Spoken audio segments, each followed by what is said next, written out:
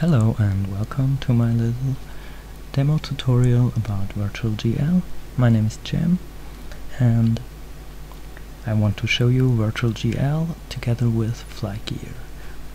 So here you can see the homepage of VirtualGL, which is www.virtualgl.org, and here you can find everything about it. So what is it? VirtualGL is a software.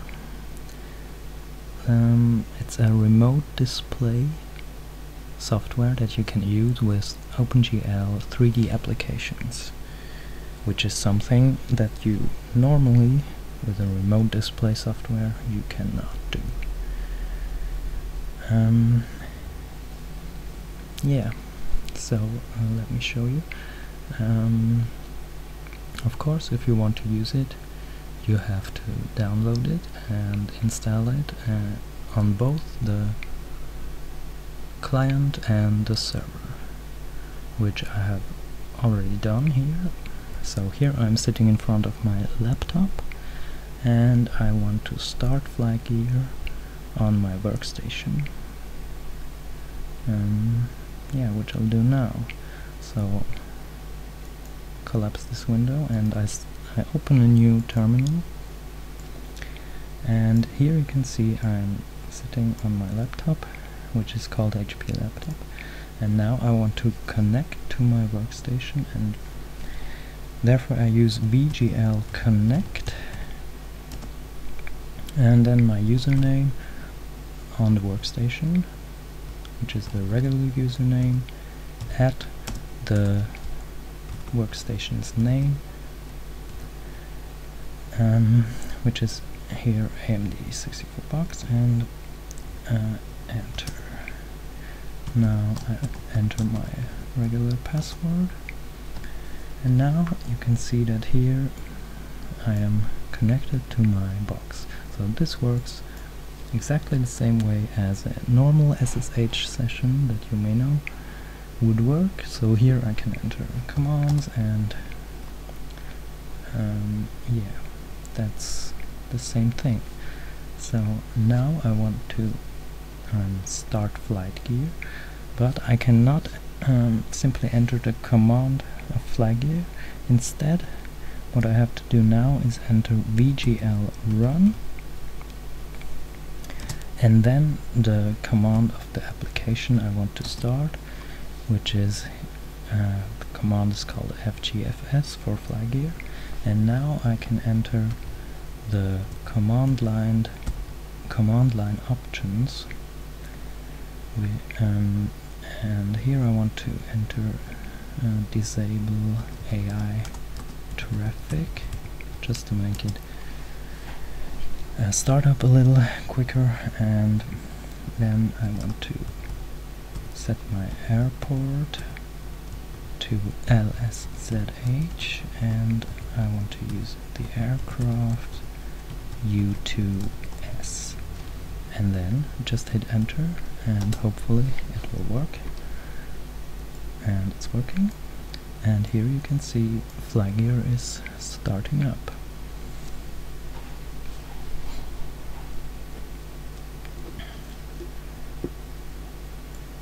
Okay, we just have to wait for it, and there we go, it's coming up, and already, as you can see, I'm sitting in the cockpit of my airplane, and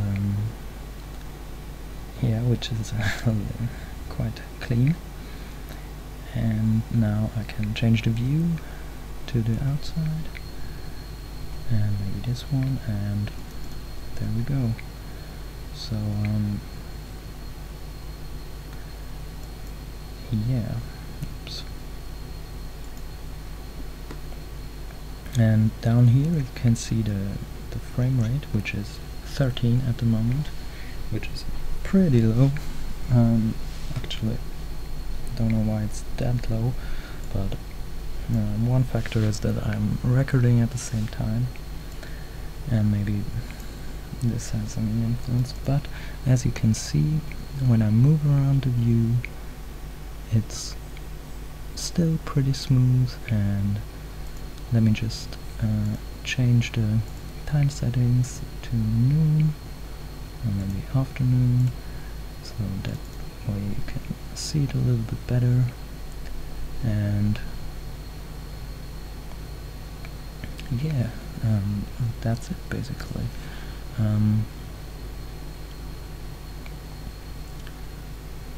Yeah, and of course now to finish this little demo I want to take off, therefore I close the canopy and just zoom out a little bit and disengage the brakes and push the throttle. So here,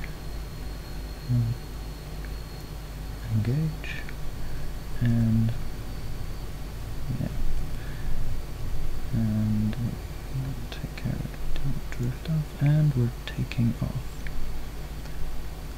And yeah, as you can see,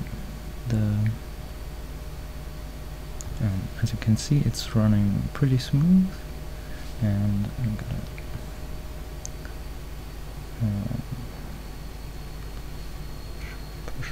pull the throttle back a little bit. You don't need that much, it gets very speedy with this aircraft. And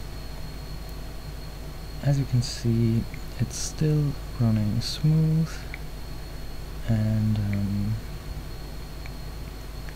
also when I move around the view again, it's absolutely smooth and nice, and yeah, it's just great.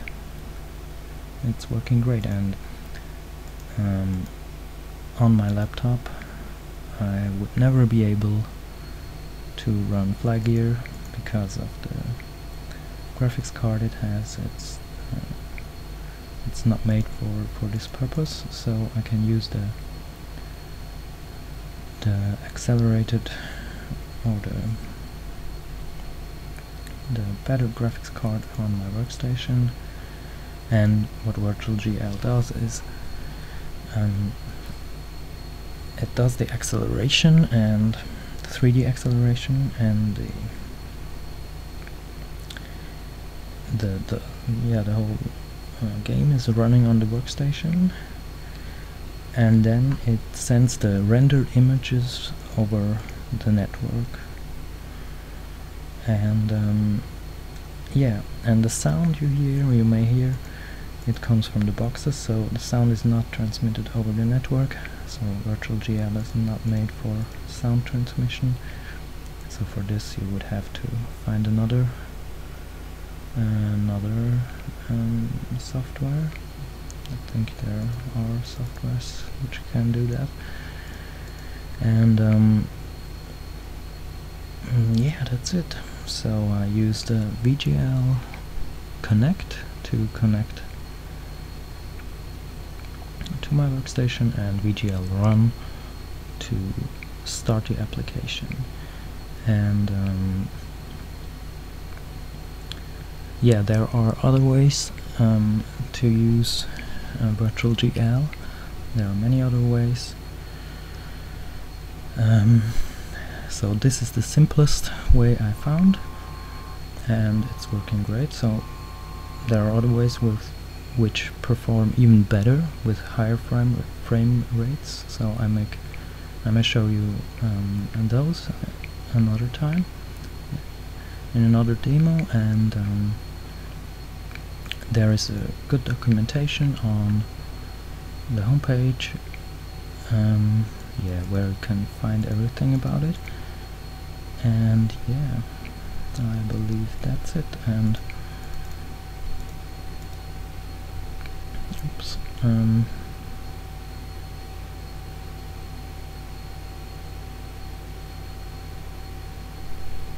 yeah, I'm impressed by how great it works, and yeah, it's just fantastic. It's open source. I believe it's open source and it's free. So yeah, use it or not as you want and have fun.